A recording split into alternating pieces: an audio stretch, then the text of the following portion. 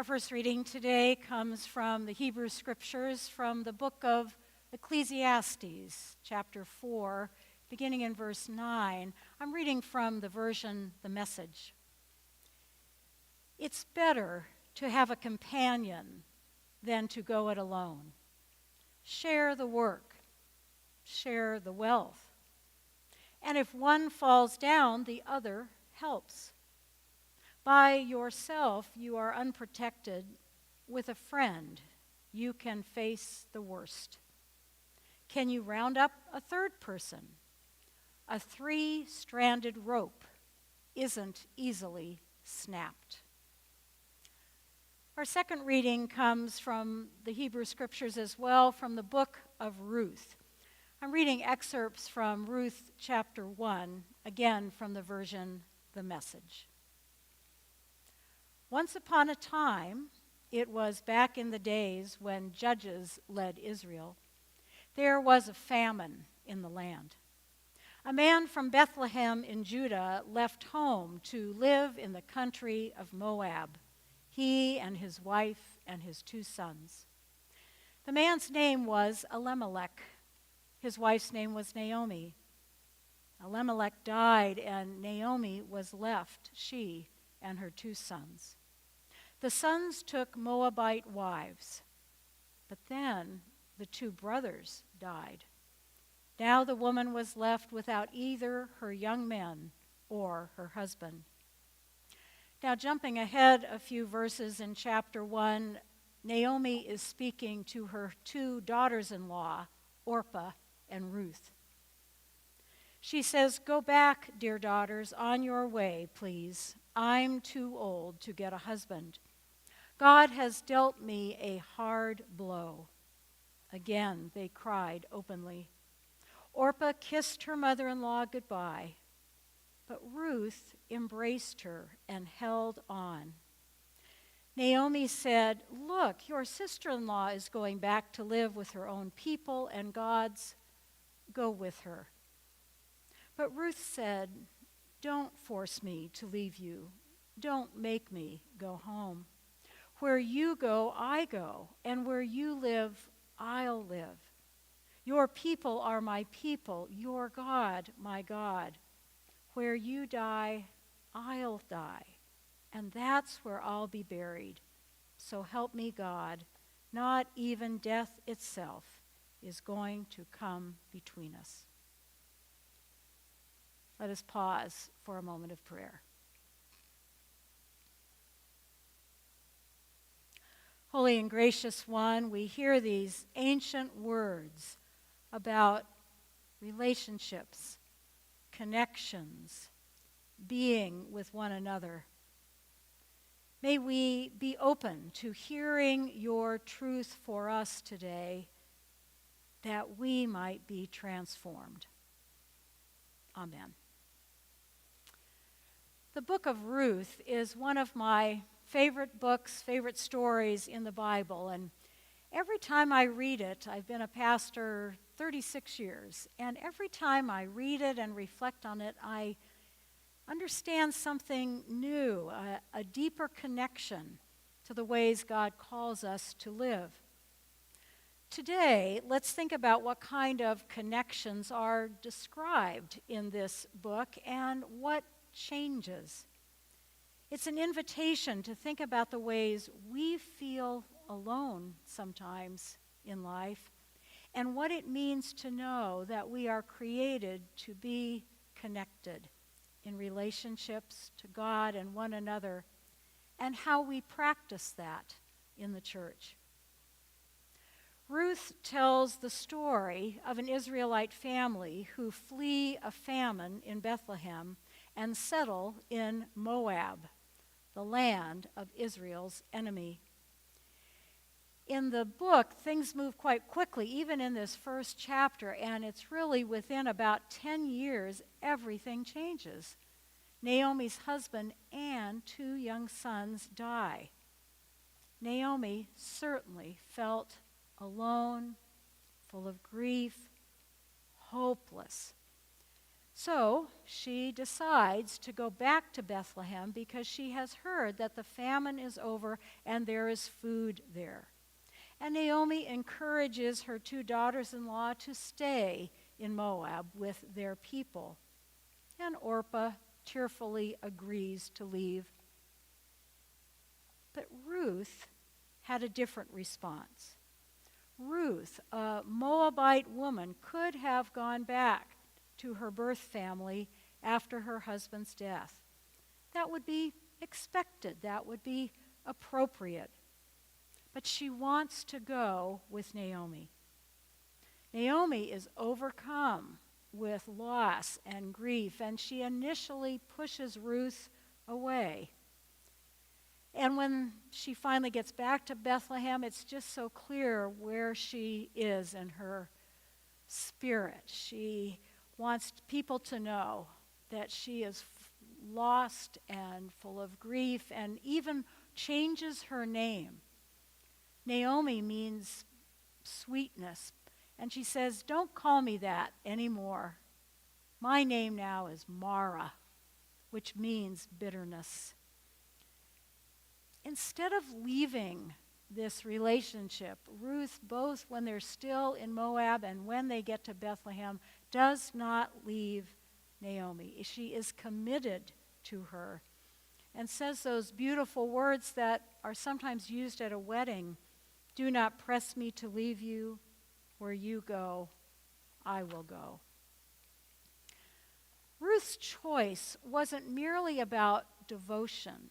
It was a decision to form a different kind of family, not built on bloodlines, but on kinship, on this belief that our lives are better when they are intertwined. As I was thinking about this story and what themes are there, it is connected to a larger understanding and concept and word that keeps showing up in Hebrew scriptures, and that word is hesed. We really don't have an English equivalent, but it is this concept of hesed that drives Ruth to stand with Naomi. Hesed that later Boaz, a kinsman in the family, in the community who marries Ruth, that's also an example of hesed. And it's a quality of God, of the Holy One. Hesed just keeps showing up in different books of the Bible, this Hebrew word. So what does it mean? Sometimes the word hesed is translated as mercy. And that's part of it, this undeserved forgiveness, compassion, and grace. But it's more than that. It's more than an individual relationship. It has a communal quality. Sometimes hesed is translated as loving kindness. And it does feel like kindness. Ruth is kind to Naomi and full of love. But it is more intimate than kindness. Sometimes hesed is translated as loyalty. That gets a little closer because it is an aspect of commitment through thick and thin, no matter what. This faithfulness, this constancy. But sometimes loyalty is more exclusive. It's to a person or a group or a cause. And hesed is broader and inclusive. And sometimes hesed is translated as friendship.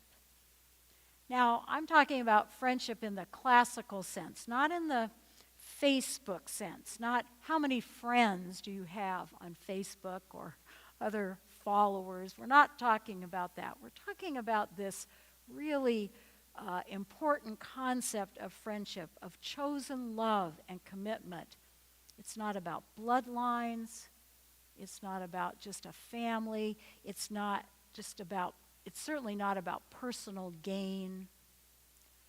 But a friendship that is generous, about really seeing another person and wanting the best for them. So this kind of commitment, this kind of aspect of Hesed is deeper, richer, and it's what gives friendship its strength, its gravitas. As I was thinking about this story and what Hesed means, one of my favorite writers and preachers, Kara Root, wrote that Hesed maybe is more like something we might call belongingness. This inner logic of belonging, that it looks like compassion, mercy, loyalty, loving kindness, and friendship, and that we keep choosing it over and over again to be with each other in community, no matter what, and that it is life-giving, committed to the common good, to relationships, and to the community. This is God's intention for us, this experience of deep belonging to God, to each other, to creation, that we are better, more whole together. And deep down in her bones, this is what I believe Ruth knew. Naomi's grief does not deter her. Ruth keeps moving toward Naomi, going on this journey for a new beginning for both of them. Naomi needed Ruth. Ruth needed Naomi. This picture of mutuality. And it's so important to have this story and this picture in what often feels like such a fractured world. I think it's also important as we think about this story and we picture Ruth and Naomi going to Bethlehem, where they are going to have a new beginning and where there is food and community, that it mirrors a future trek to the same town by Mary and Joseph. It is a pilgrimage of faith. Both these journeys hold discomfort and uncertainty, but they go together. Ruth and Naomi, Mary and Joseph. And I'm always grateful to be reminded at this time of year as we move towards celebrating the birth of Jesus in Bethlehem, that this person of Ruth and her commitment to kinship is part of the story of Jesus and part of his lineage and family tree. That in the book of Matthew that lists the family tree, the genealogy of Jesus, Ruth's name is there. It really shouldn't be. This is a patriarchal culture, but here's Ruth, a foreigner, part of Jesus' family tree. Another reminder that Jesus teaches us we are not to live life on our own. We are not meant to do life alone. I read from Ecclesiastes this passage about two are better than one. If they fall, one will lift up the other. This fundamental part of human life for connection, no matter what the relationship is, what season of life we are in. That in our lives, in the church, in worship, we think about this. And this year, we're using some materials and resources that help us kind of imagine how this looks symbolically. Today, the symbol for we can't go alone is the log cabin quilt block. And again, I'm so grateful to Amy Benjamin who made these. So here's our symbol today, this log cabin square. It is a symbol of connection. We can picture a log cabin, how the logs are literally stacked on top of each other for strength, to create shelter, to be a place of family and friends. The middle block, in the middle square in a log cabin block, is usually red or yellow or sometimes white, and it symbolizes a fireplace or the hearth. This spirit of home and hearth and warmth. So this log cabin design symbolizes how we hold each other up and create something larger. As I was working on this sermon and learning a little more about the log cabin, I learned that in the time of the Underground Railroad, the log cabin block, and then many of those blocks made into a quilt, was used to signify a safe house or a safe place, like a church or another building, for the Underground Railroad as people were escaping slavery. That hanging that outside a building or home told them that this is a place people could stay for the night or a few days. So seeing this design, this quilt, after a long day of hiding or walking or running, what a blessing. That the message was, this is a safe place to stop and regroup for a night or two. We have food here. This is a safe place to sleep.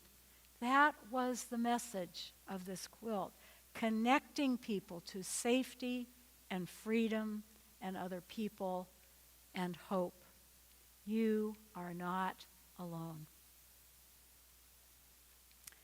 So, as we think in this season of Advent about belonging and connections, it's so true, but we also know we are living in a time when many people do not feel connected and are lonely or isolated or feeling this deep polarization. I was reminded of a book that I read about 20 years ago and have continued to see this author's name in various articles. The name of the author, he's a university researcher and political social scientist, Robert Putnam. He wrote a book that was published in 2000 entitled Bowling Alone: The Collapse and Revival of American Community. And in his research in the 1990s, he noticed something was shifting, and in the book it documents a shift in American culture from communal engagement, things like bowling leagues, participating in town halls, to a decline in that kind of community and civic and recreational and religious experiences in communities. So he was seeing it then, and he used this lens that people were still bowling, but they weren't joining leagues. They were literally bowling alone. He's continued to look at shifts in American culture and connection. And in 2023, he came out with a new documentary called Join or Die. It is on Netflix now, and it's a very powerful reminder and importance of joining and connecting. Maybe we take it for granted, but there has been this shift. And I read a wonderful interview recently that he did with Lulu Garcia Navarro of the New York Times, and I put the link in the text of my sermon that's online. In that, and in his research early on, and then again more recently, Putnam says that what we need to know is there are two kinds of social capital, two kinds of connections: bonding and bridging. Most of us have people with whom we have bonded: childhood friends, college friends, work friends, longtime neighbors, church friends, families who are like family members who are like best friends who are like family. They tend to be like us in multiple ways. They are like home to us. They get us. They know us.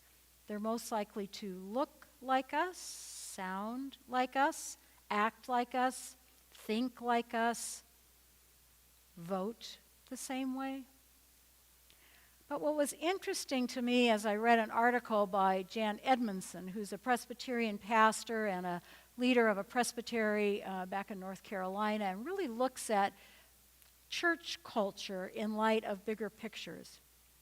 She observes that what makes the church and a church thrive is a culture of bridging, connecting people who would not ordinarily know each other or spend time together. She writes that bonding is good, of course. Bonding is essential, but it's not enough in terms of building lasting, healthy, vital community.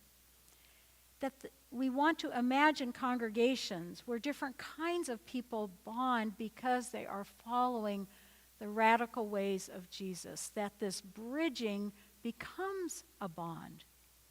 Jesus built bridges between himself and Samaritans, lepers, tax collectors, the poor, the rich, the foreigner, the beggar, the unclean, the powerful, the powerless.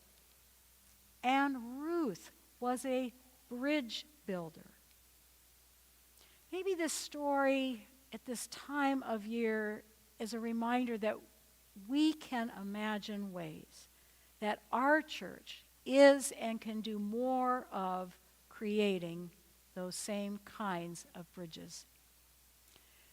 This picture was interesting to me and showed up in one of the articles on this theme of bonds and bridges.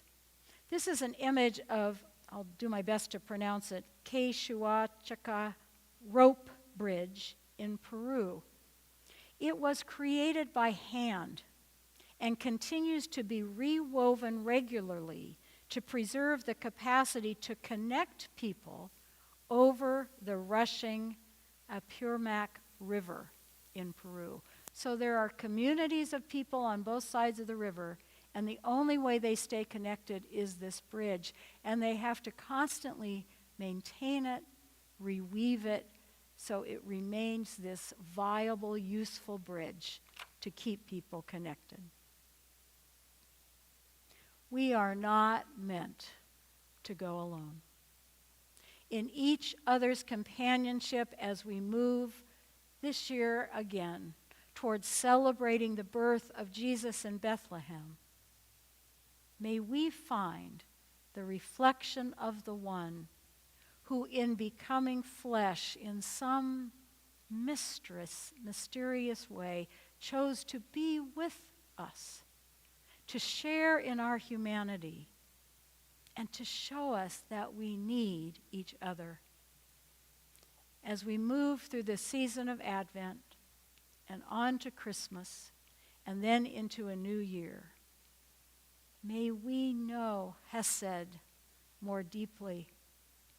Know that we are held always in God's deep love, that we might know the value of nurturing bonds of friendship, and know that we are called to find ways to be a bridge-building congregation.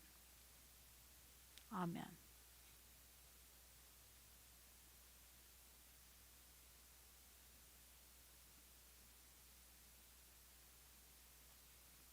All good?